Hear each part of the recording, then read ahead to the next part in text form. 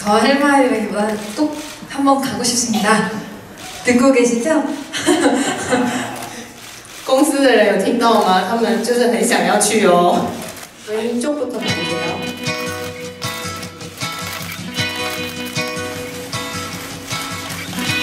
再帮我看一下右手边。 오른쪽 봐주세요.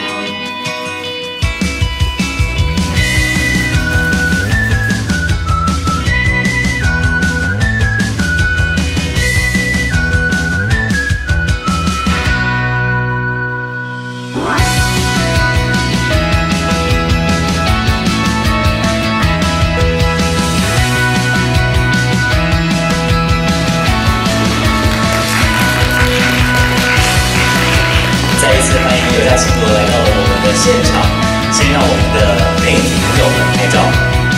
포토타임 먼저 갖겠습니다. 둘, 셋. 안녕하세요. 여자친구입니다.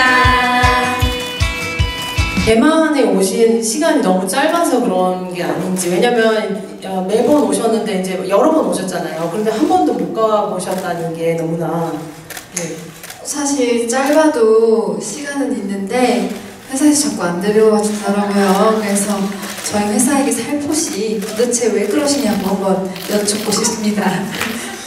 其实呢，时间很短暂，但是如果真的要去的话，还是可以去的啦。但是呢，公司就是不带他们去，所以呢，他也很想要问问看公司的人员说，为什么不带他们去？ 公司的这个可能稍微比较严格一点，但是希望能够还是有个短暂的放风时间。如果有机会的话，是可以帮忙。哎，是不是还有什么样子的话可以跟我们分享一下？ 토원 씨 뭐 더 할 말씀 있으신가요? 그냥 더 할 말이라기보다 또 한번 가고 싶습니다. 듣고 계시죠? 公司的人有听到吗？他们就是很想要去哦。 哎呀，所以其实呢，每一次工作其实也都是蛮辛苦的，因为并不是说到了哪个国家想要去哪里就可以去哪里。其实很多时候呢，要为了演唱会的彩排、见面会的彩排也好，有些地方呢还是没有办法像大家就是去旅行来的这么样的轻松。但是希望有机会的话，还是可以多多去，然后多多来尝试一下台湾的美食。